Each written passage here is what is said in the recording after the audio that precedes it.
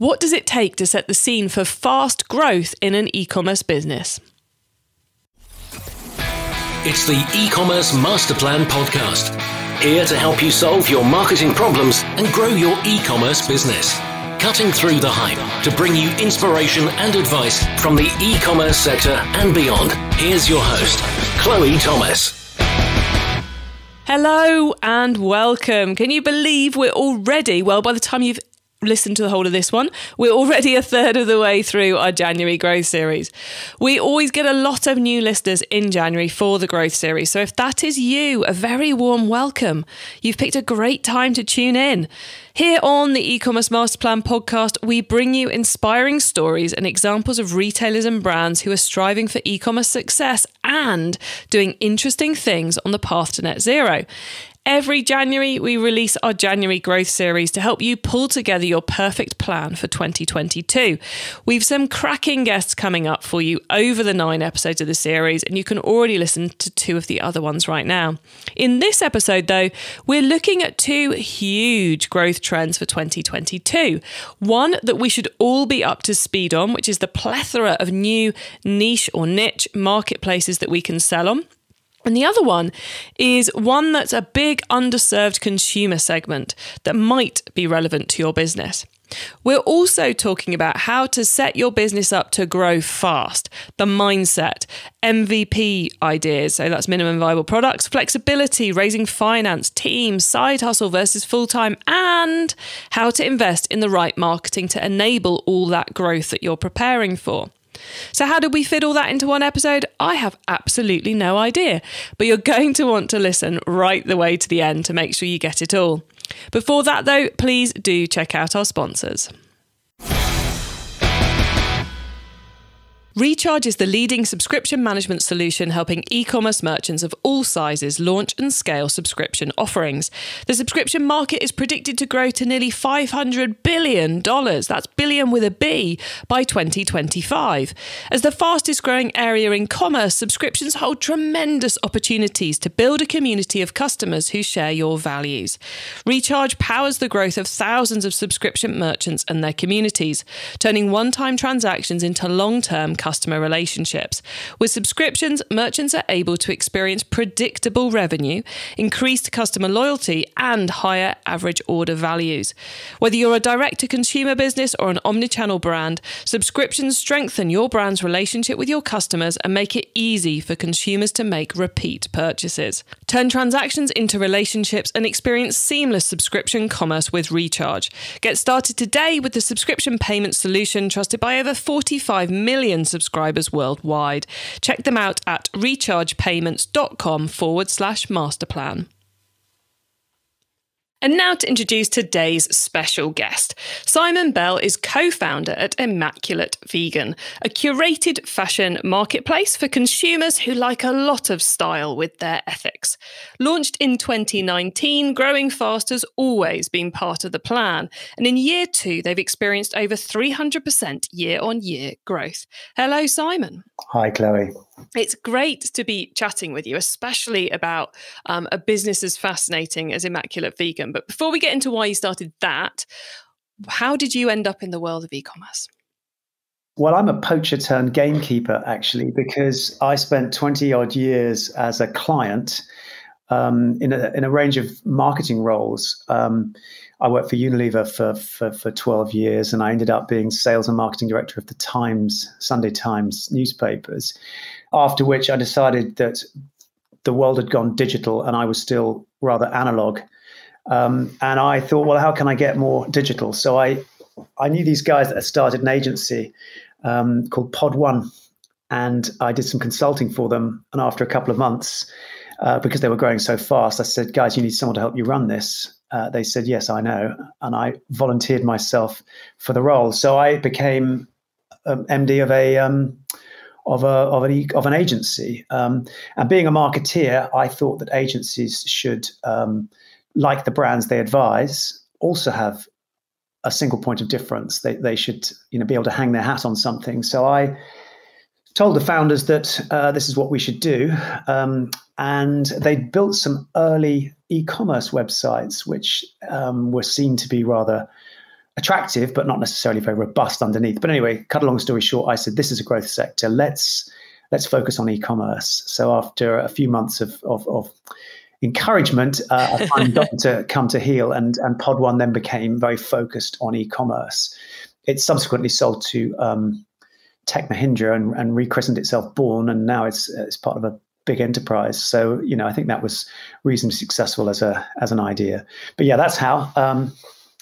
So I've been doing e-commerce, I guess, for over 10 years now, first with Pod One and then with my own agency, because after Pod One, I set up Diligent Commerce, which, as the name suggests, is an e-commerce agency. And it's kind of been a boutique, but is all about what my background is all about, namely marketing and bringing the brand to life online in an e-commerce context, which is something I think is often overlooked, but actually absolutely fundamental. So from having been a client to then spending 10 years running e-commerce website building agencies, to reduce it to its minimal description, and how come you've now decided to co-found an e-commerce store and flip back to being client side, but as master of your own destiny, not as a employee? Well, it was partly by chance, partly by design. I always thought it would be great running an e-commerce agency for us to have our own e-commerce website. I thought it would be a really good calling card, but most of all, I thought it would allow the agency to understand the pain that clients go through and to be able to therefore come up with much better solutions. But I never actually did it. But one day, a few years ago, this lovely lady walked into my office and said, I'd like a website, please, an e-commerce website.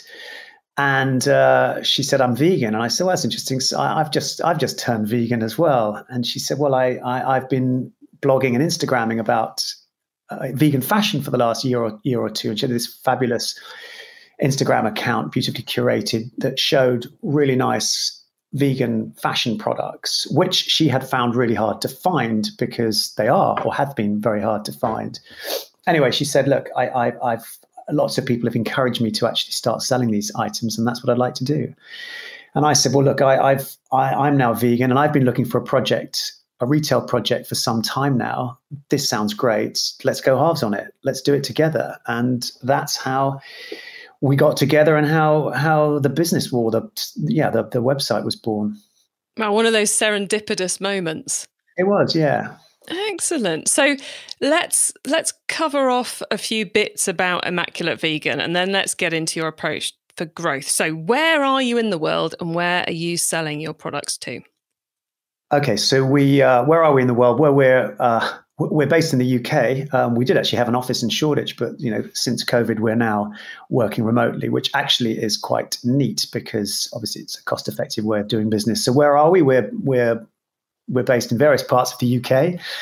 We've actually got one employee in Lithuania, as it happens. But it just goes to show that you can run a business as remotely. But yeah, our home base is the UK, but we sell products from all around the world to all around the world, which is great and very, very exciting. And there's nothing better than seeing someone from Tulsa, Oklahoma buy one of your products, or from Iceland or Australia or Canada or wherever it may be. So we sell products from around the world to customers all around the world.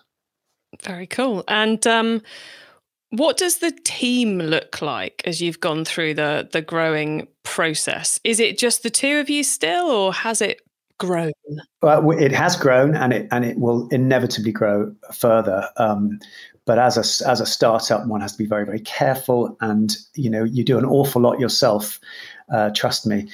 But yeah, there's two founders, but we've now got 2 employees full time. But actually, we run quite a virtual operation because we've got lots of people working part time for us as well. So we've got a part time finance manager, a guy who does SEO for us who works part time, a PR manager works part time, and obviously we draw upon the skills of others. We've got someone helping with content and imagery and so on. So I guess there's a hard core of 4, but a broader universe of more than that. But yeah, for sure, as we scale, we'll recruit more people and add more specific professionals into roles as we go along. So I said we're going to really focus in today on the fascinating approach to growth, or not, actually, no, it is fascinating, but more important than that, the kind of the clear approach to growth, the clear mindset that I've certainly had the impression you've had from day one. So how pre-launch, how did you set yourself up as a fast growth business? Because just having the idea is kind of step one. Working out how you're going to grow it is step two. And the way you've done it, you've not been stumbling into it. So what were the things you worked out before you even put the first product on the website to make sure you'd be able to take that great trajectory? Well, I think the first thing to work out is that you don't know the answer, right? And you need to adopt a test and learn approach. So I think the first thing we did was knowing before we started that we didn't know what the end game was necessarily going to be, but we definitely believed in the opportunity. So we decided to kind of get out there quickly with a minimal viable product and test and learn. So that's what we did. And it's proved to be very, very effective. But you learn along the way, and you pivot if needs be, or you change things, and that's the way to go. I find it, I mean, in some ways I find it obvious that someone who's run a web agency for, over a decade would go with a minimum viable product. But I also think it's impressive you've resisted the urge to do all the stuff you've always wanted to do on websites in your own website. So was it tricky to hold yourself back to that MVP scenario, or was it easy? No, it's a really, really good question. I mean, so Immaculate Vegan is on Shopify. Historically, Diligent Commerce was a Magento specialist, and I was going to go to town on this website. It was going to be the best looking website. It was going to have every bell and whistle. It would be the most fantastic calling card.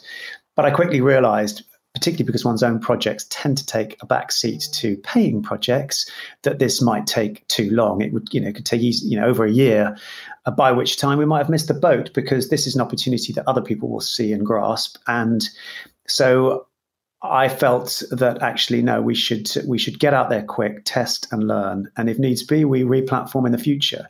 But I think that was the right strategy. And and it's allowed us to build we've got a strong footprint in the market. And I think, it's important to be first than it is necessarily to be the best, right? Which isn't to say we're not the best, but if you spend too long aiming for perfection, you can miss the boat. And we've partly skipped over, so I'm going to bring us back to it, why the business had to be fast growth. Because I think as we go through 2022, we're going to hear an awful lot about niche or niche marketplaces, and we're going to hear an awful lot more about vegan products. And back in 2019, no one was really talking about that. Certainly not in 2018 when you were starting having the conversations about this. So is one of the reasons you wanted to grow fast because of the potential opportunity to be known as the stylish fashion vegan marketplace, to become that go-to? Therefore, you had to get scale quickly. Yeah, look, I think if you spot a good opportunity, you need to go for it and go for it fast, right? Because otherwise, as I said, someone will take it off your plate. We all thought it was a really, really strong opportunity, and it is. And we've all seen the growth of vegan food. And if you're vegan and you're eating vegan food, then necessarily fashion must follow. But actually, we think the biggest opportunity is not vegans. We don't want to be a niche. We actually want to be a much broader church than that. And everyone's welcome at Immaculate Vegan.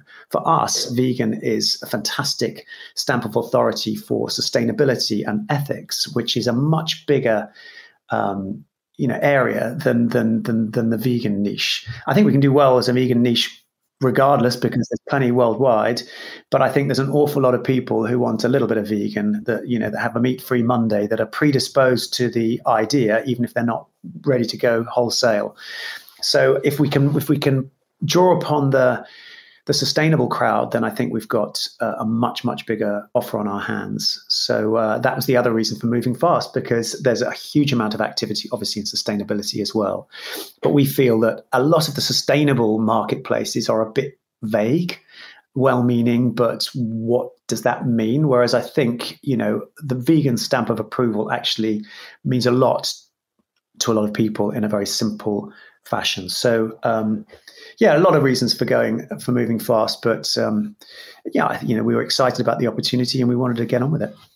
I like the point you make about there's a lot of question mark over what sustainability really means and the things that you're buying. But vegan is vegan is vegan, and we all know that a vegan product is more sustainable, all things being equal, than a non-vegan product. Therefore, it's kind of the quick one. It's the easy one for consumers to get their heads around, I think, in a way in which they can trust what they're seeing. Yeah, because it's hard to know what is and what isn't sustainable. It's quite a broad church, whereas, vegan is necessarily cruelty-free, and it's necessarily the most ethical choice. And therefore, it tends to encapsulate sustainability as well. So I think it's a great shorthand for what people are looking for beyond pure vegans. So we've talked about the MVP model for the website. Did you use kind of that MVP model anywhere else in the business to help you scale fast? Yeah, I mean, and we're still using it. MVP isn't just about the website, it's about your entire cost base. So not having an office, having sort of, people working for you virtually, not full time, for example, just gradually adding cost as and when it's needed, doing as much as you can yourself before you then recruit. So a lot of the cost base is, I guess, if you like, a kind of MVP approach, because it's so easy to get it wrong by loading costs too early. So we've got a very sophisticated and comprehensive P&L where we've literally broken everything down to the nth degree, but it's such an important thing to do. And we are, being very prudent as to how and when we incur cost. And making sure that it washes its face and there isn't an alternative. And so far, that's proving to be very effective. So yeah, it's not just the website; it's pretty much anything and everything you can do. Now, you're being so cost focused, as you just outlined. I think a lot of people would assume you're bootstrapping this project, but that's not the case, is it? To give yourself the best chance of success, you've actually done a financing round. Well, the first year or two, or year and a half, was bootstrapped. So yeah, we did put our own money into it. And Anik, my partner, bless her, worked for over a year for nothing, whilst I was still getting some income from elsewhere. But yeah, to all intents and purposes, we did bootstrap it. But there's a limit to how long you can do that, because if you do want to scale, you need some firepower. So yeah, we went through the angel seed funding round, which was interesting and entertaining, but we managed to get the money that we were after. Excellent. And we talked kind of about cost and about the fact you raised this cash to grow the business. How have you gone about balancing the marketing activity for the business? Because it's always that particularly tricky thing with a startup is you've got no data to base your decisions on. So you have to kind of make your best guess about where you're going to put the money in or the time, whatever the resource may be. So how have you balanced the investment in organic activity, by which I mean SEO and organic social and those kind of things, for anyone who's wondering what on earth she's talking about. I don't mean organic food, I mean organic marketing methods. And then the paid in terms of, Google ads, Facebook ads, or anything else is you're putting cold, hard cash into. Okay, so I'm a big believer in SEO. I think it's absolutely fundamental. Before you can, you can make. Well, actually, what we did is we launched a blog before we launched the transactional website in order to get a footprint in Google's eyes. So we actually started blogging about the stuff that we ended up selling just to get a head start, and we've continued the importance of SEO thereafter. So I've got a great guy that works for us. I've known for 10 years or so who's really helped us rank highly for the categories that we sell. That is an ongoing project. However, you have to be constantly fine tuning that. But we rank really highly for the stuff that we sell, but we're going to have to keep going at that because other people are going to muscle in on that. But I mean, that it's not free because obviously I engage him to help me in that endeavor, and we do spend a lot of time writing copy and content as well as optimizing the site. But I think that was a really, really worthwhile investment, and I would encourage anybody starting up to make that their number one marketing priority. So that's preceded the paid marketing, which we are now doing. At first, that was quite difficult to actually get close to paying back, and obviously it improves over time. But we are now spending money on the usual suspects, Google and Facebook, and making some headway there as well. It always befuddles me, the number of e-commerce businesses that launch on day one with their shop. And they might have owned the URL for like a year, but they've never even put just a holding page on it with the keywords on it and an email sign up. It's just such a simple thing to do that will pay dividends of some level in the future. Yeah, quite. Well, I think it did. As I say, we had a blog for several months before we launched our website, and that was all about just laying the foundations for being found for what we sell. So, Simon, I have to ask this as you're newly on the journey, but are there any kind of key lessons of things that didn't go quite so well that maybe you wished you'd done differently or not done at all that you'd be happy to share from your first 2 years of being up and running? Oh, that's a tricky one. Look, well, what lessons can be? I think sometimes you can be in a hurry to do too much, and it's better just to do things well one after the other than sort of throw everything at it. Because if you've got too much going on, it's an awful lot for you to concentrate on. So I think I'd probably add bells and whistles more slowly. I think that's one thing. I don't know. I mean, look, you're learning all the time as to what works and what doesn't work. Is there anything we've done very wrong? I'm sure if my partner was here, she'd say, "Oh yeah, this," but I don't know. I mean, look, finding the right partners to help you, I think, is really, really important. Doing your homework before you start. Sometimes, as I say, you can be in a rush to do things and you move a little bit too swiftly, and a bit more time and thought might be more useful. But move fast, but don't do too much too soon, if that makes any sense. Yes. I think one of the worst things you can do when you're in startup territory or fast growth territory is to procrastinate over a decision. Making a decision, whether it turns out to be good or bad, is better often than sitting on it for a couple of weeks. Yeah, quite. And the flip side of that, of course, what's the thing you're most pleased that you've done over the last couple of years? Look, I'm most pleased we've done it. I mean, it's difficult launching a new business. One of my favorite expressions is feel the fear and do it anyway. A lot of what prevents people from doing things is that it's like the fear of failure. But there's without wanting to mix my metaphors, fortune favors the brave. So I think probably the best thing is actually just doing it. Even if you learn along the way. So we'll see whether it's a worthwhile investment in time and money. My feeling is it will be, but I think the best thing is just doing it. I would advise you not to do it on your own. I think it makes a big difference having a partner, particularly one as good as mine. So that's been tremendous. But yeah, I guess probably the only other, just coming back to your previous question, is don't do two things at once. It's very hard to wear two hats and to give both roles or both jobs the focus that they need. So yeah.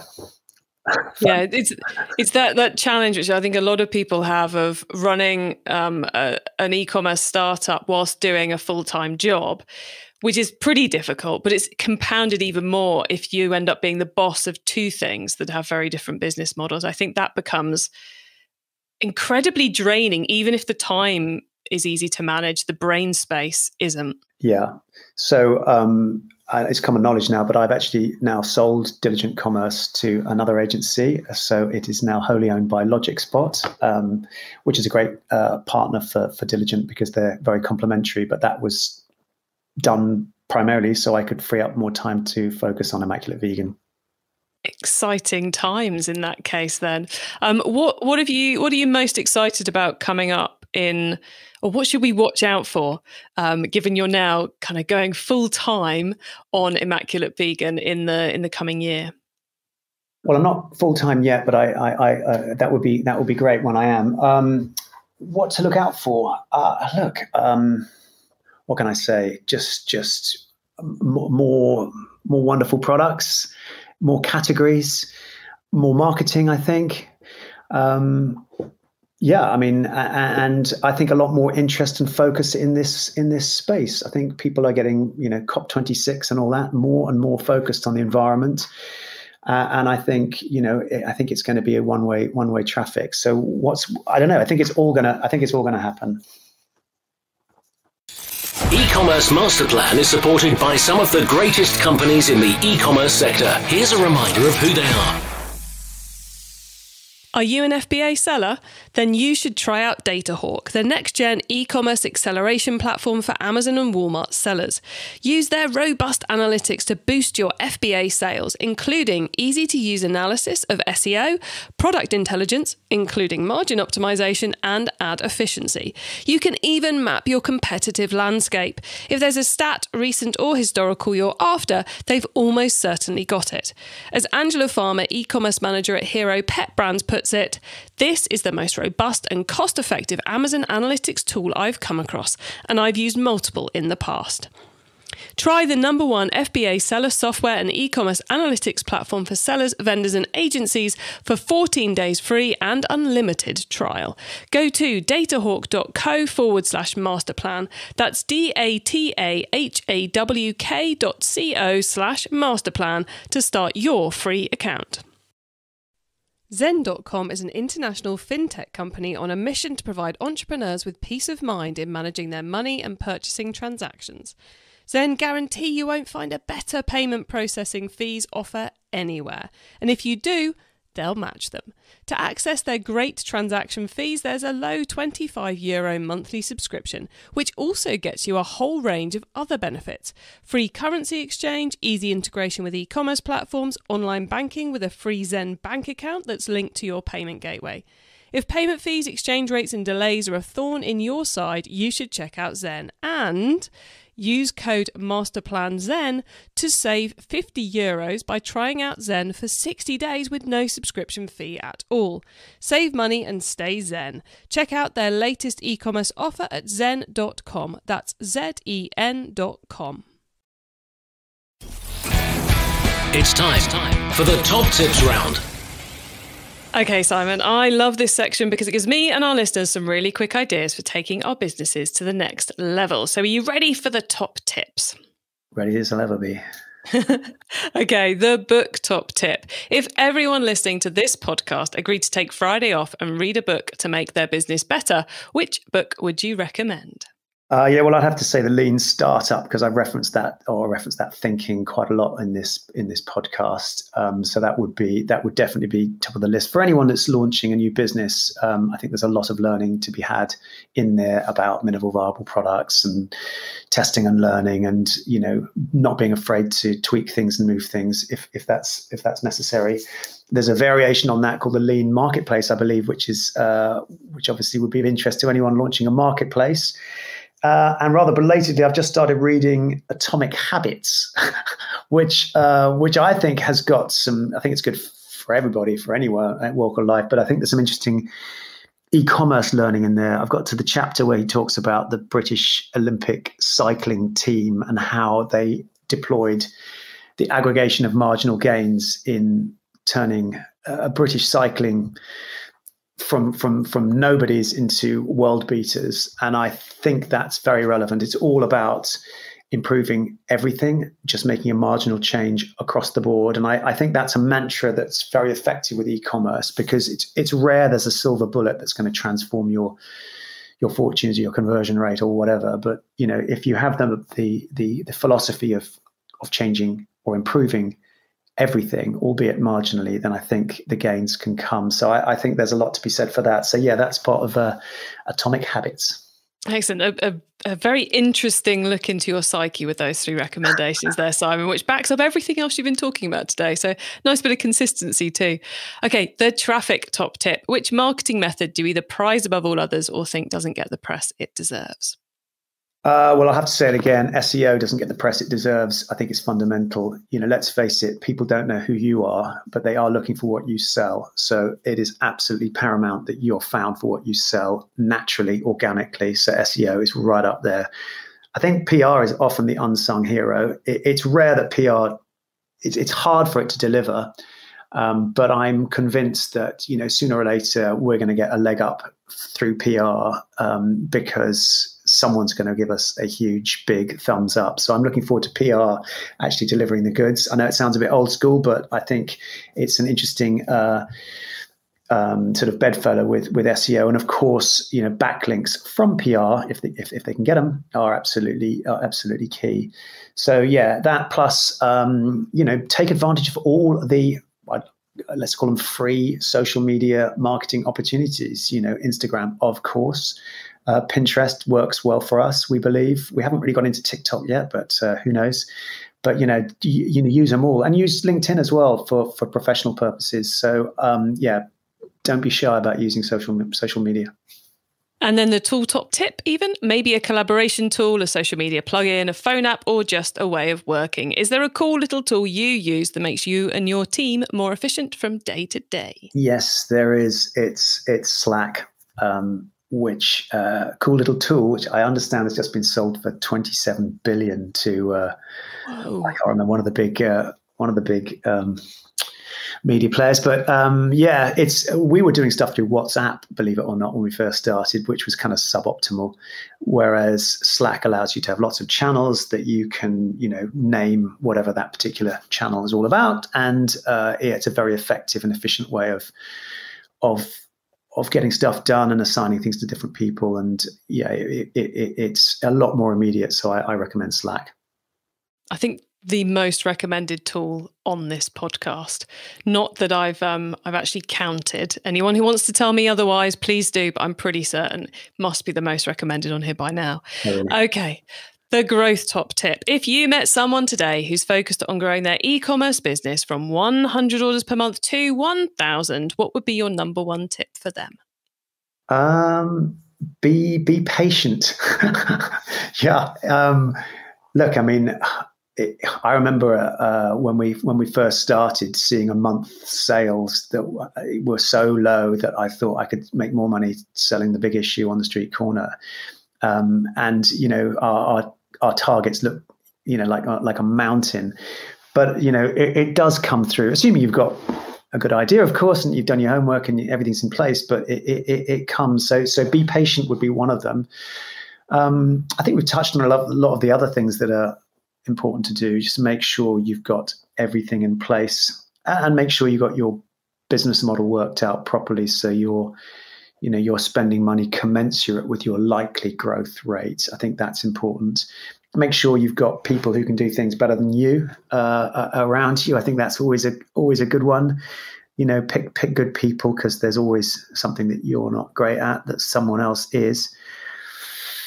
I think that's I think that's it. And be prepared to kind of learn along the way and adapt things and adopt new things according to what happens in the market.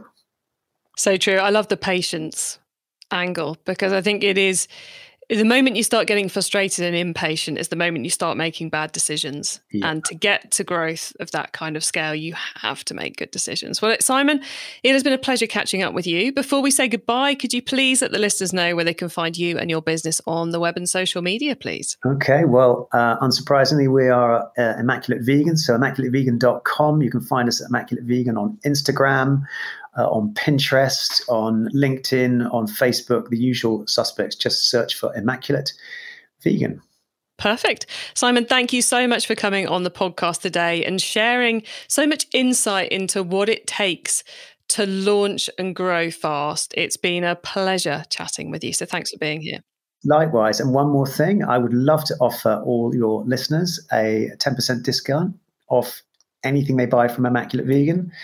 I believe the code is Masterplan.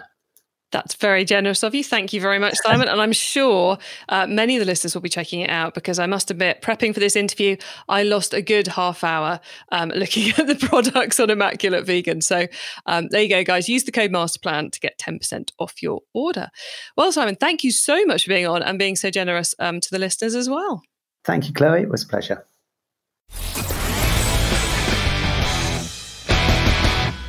So there we go. What it takes to create a fast growth startup business. It's about finding that big opportunity, in this case, sustainable fashion, vegan fashion, creating that MVP, that minimum viable product, from the website through to how you spend your money or how you build your team, really thinking lean, I suppose, if we go back to those book recommendations at every stage.